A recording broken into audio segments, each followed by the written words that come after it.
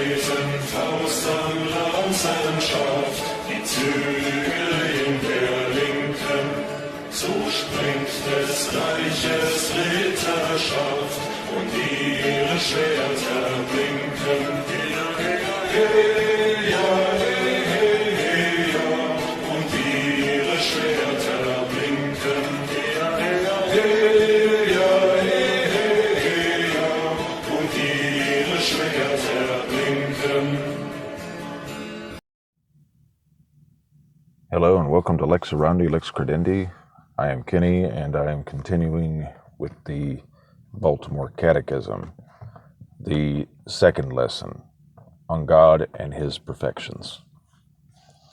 A perfection means a good quality. We say a thing is perfect when it has all the good qualities it should have.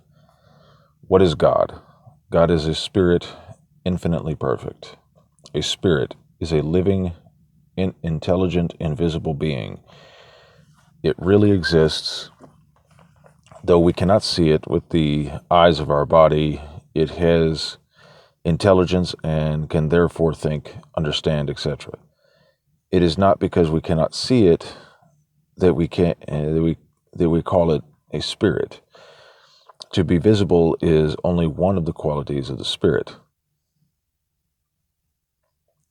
To be invisible is only one of the qualities of the spirit. It is also indivisible. That is, it cannot be divided into parts. God is such a being. He is infinitely perfect. That is, He has every perfection in the highest degree. Infinite means to have without limits. If there were any perfection God did not have, He would not be infinite. He is the ultimate in wisdom, in power, in goodness, in beauty, etc. But you will tell me persons on earth and the angels and saints in heaven have some wisdom, power, and beauty, and therefore God cannot have all, since He has not the portion which they are endowed. I still say He is infinite because what the angels and the others have belongs to God, and He only lends it to them. Perfect means to be without any defect or fault. God has no beginning. God had no beginning. He always was and always will be. Was there ever a time when we could say there was no God? There was a time when we could say there was no heaven or earth, no angels, men, or animals, but there was never a time when there was no God. We may go back in thought of millions and millions of years before the creation, and God was then existing. He had no beginning and will never cease to exist. This is a mystery, and what a mystery it will be explained in the next lesson. Where is God? God is everywhere. Everywhere. Not spread out like a great cloud, but whole and entire in every particular place. Yet there is only one God, and not as many gods as there are places.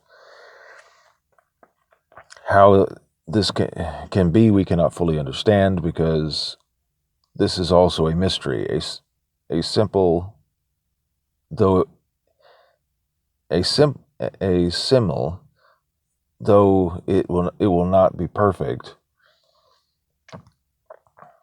may help you to understand.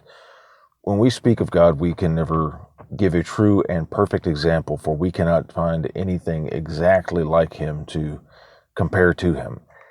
If I discharge a great cannon in a city, everyone in the inhabitants will hear the report, not in such a way that each hearer gets his share of the sound, but each hears the whole report just as if he were the only one to hear it.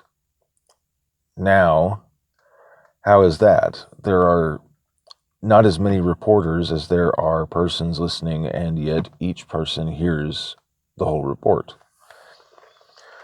If God is everywhere, why do we not see him? We cannot see God because he is pure spirit and cannot be seen with bodily eyes. Pure spirit is that is not clothed with any material body, spirit alone. Does God see us? God sees us and watches over us. Watches to protect, to reward, to punish. He watches continually. He not only watches, but keeps us alive. God might have created us and then paid no more attention to us, but if he had done so, we should have fallen back again into nothingness. Therefore, he preserves us every moment of our lives. We cannot draw a breath without him. If a steam engine be required to work ceaselessly, you cannot, after setting it in motion, leave it henceforth entirely to itself. You must keep up the supply of water and fire necessary for the generation of steam. You must oil the machinery, guard against overheating or cooling, and in a word, keep a constant watch that nothing may interfere with its motion. So also God not only watches his creatures, but likewise provides for them. Since we departed so much upon him, it is not a great folly to sin against him, to offend and tempt him, as it were. There are some birds that build their nests on the sides of great rocky precipices by the seacoast. Their eggs are valuable, and men are let down by long ropes to take them from the nest. Now, while one of these men is hanging over the fearful precipice, his life is entirely in the hands of those holding the rope above. While he is in danger, do not think he would be very foolish to tempt and insult those whom his life depends, when they should dash him to pieces by simply dropping the rope. While we live here upon earth, we are all hanging over a great precipice, namely eternity. God holds us by a little thread of our lives, and if he pleased to drop it, we should be hurled into eternity. If we tempted to insult him, he might drop or cut the thread while we are in mortal sin, and then, body and soul, we go down into hell. Does God know all things? God knows all things, even our most secret thoughts, words, and actions. Certainly, God knows all things, first because he is infinitely wise, and if he were ignorant of anything, he would not be so. Secondly, because he is everywhere and sees and hears all. Darkness does not hide from his view, nor noise prevent him from hearing. How could we sin if we thought of this? God is just here, looking at me and listening to me. Would I do what I am doing if I knew my parents, relatives, friends were watching me? Would I, like them, know that I am thinking about things sinful and preparing to do some shameful acts? No. They then should I feel, why then should I feel ashamed to let God know of this wicked thought or action? They might know it and yet be unable to harm me, but he, all-powerful, could destroy me instantly. Nay, more, not only will God see and know this evil deed or thought, but by his gift, the Blessed Mother, the angels, the saints, will know of it and be ashamed of it. before God, and most of all, my guardian angel will deplore it. Besides, this sin will be revealed to the whole world on the last day, and my friends, relatives, and neighbors will know that I was guilty of it. Can God do all things? God can do all things, and nothing is hard or impossible to him. Is God just, holy, and merciful? God is just, holy, all merciful, and as he is infinitely perfect. All just, that is, most just. Just means to give everyone what belongs to him, to reward if it is merited, or to punish if it is deserved. Holy, that is good. Merciful means compassionate, forgiving, less exacting than severe demands. Less exacting than severe justice demands. In a court of a just judge is one who listens partially to all the arguments for and against the prisoner, and then, comparing one with the other, gives a sentence exactly in accordance with the guilt. If he inflicts more or less punishment than the prisoner deserves, or for money or anything else, gives an unfair sentence, then he is an unjust judge. The judge might be merciful in this way. The laws say that for the crime of which this prisoner is proved guilty, he can be sent to prison for a term longer than 10 years and not shorter than 5. That is, for anything between 10 and 5 years. The judge could give him the full 10 years that the law allows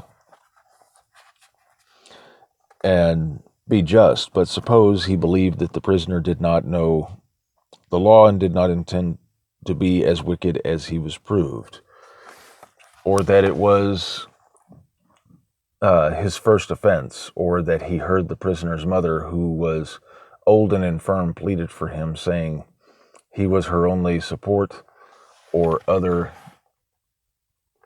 extenuating circumstances that could awaken sympathy.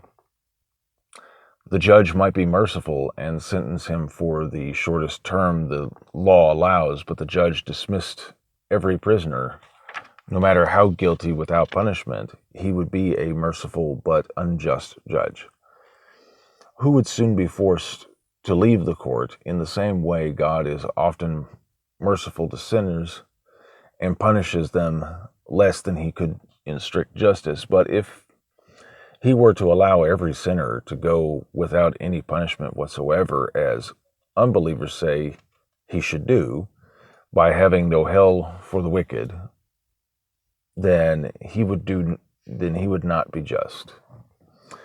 For as God is an infinite being, all his perfections must be infinite. That is, he must be as infinitely just as he is infinitely merciful, true, wise, or powerful. Now he has promised to punish sin, and since he is infinitely true, he must keep his promise. This has been the second lesson of the Baltimore Catechism on God and his perfections. I still have to suggest, if you have not got the Baltimore Catechism, or you know somebody who has not got the Baltimore Catechism, that you should try to get it for yourself or somebody else, or just insist that they go get it. Also, the Catechism of the Council of Trent, Catechism of Pius X, and then, I'm forgetting it right now, hang on. The Catechism of St. Robert Bellarmine. Until next time, Deus Vult.